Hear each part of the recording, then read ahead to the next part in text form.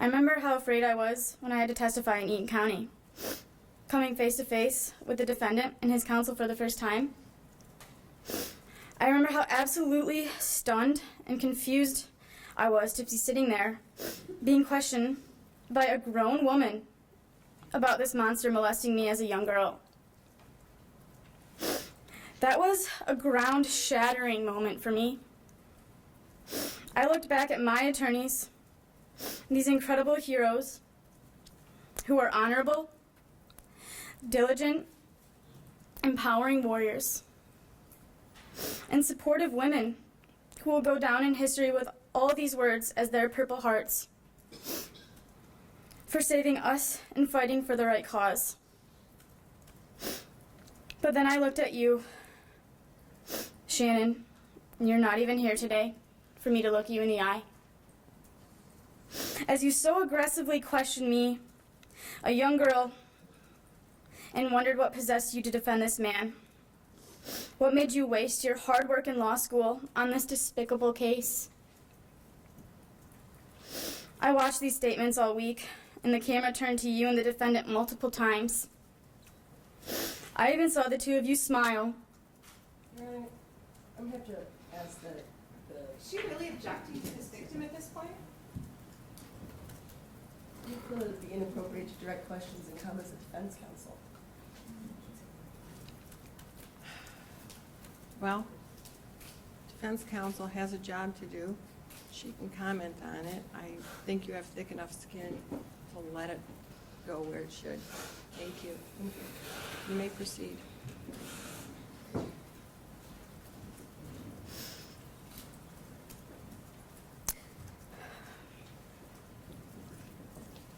I even saw the two of you smile, and you so gently place your hand on his shoulder, as if consoling this monster.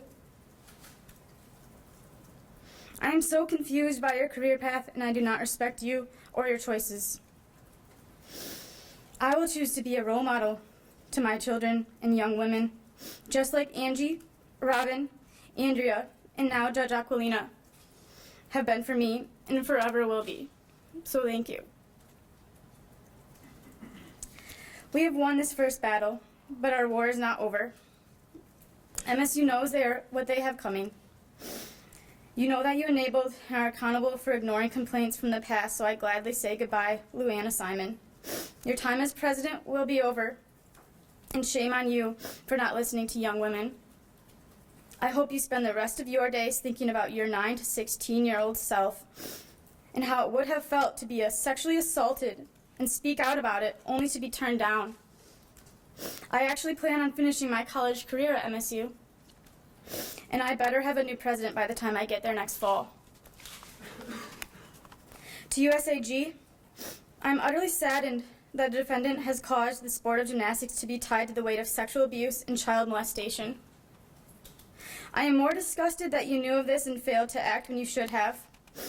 You have failed to keep the sport of gymnastics safe and with the name it deserves. Gymnastics is a great sport, and there are absolutely incredible coaches out there. They know who they are. They will be the ones to save this sport, and I have no doubt about that. To John Geddert, you, however, are not one of these great coaches. There is no excuse for you not knowing what was happening in your gym, except for inexcusable neglect and lack of leadership. I have always told myself, for everything you put me through, you will have what's coming. I do not believe you deserve to have your gym still, and I don't understand why anyone could still want to train there, especially knowing that in that backroom dungeon, hundreds of your athletes were being molested. To the Olympians, I thank you for coming forward, being so brave, knowing how much more your names would have been in the media. I can't imagine the pressure you felt, knowing how much I felt myself. And I need to say this to you all, that your legacy as Olympians will not go down with the Larry Nassar case. You will not be remembered as the Olympians that were molested by Larry Nassar, but as the gymnasts who are not only Olympians, but also heroes. He will not compromise your title that you worked so hard for, and we will not let him. And to the defendant, you ended up right where you always liked to be. #1 sports medicine doctor. #1 gymnastics doctor in the country. And now you're the world's #1 child molesting pedophile that has ever been discovered.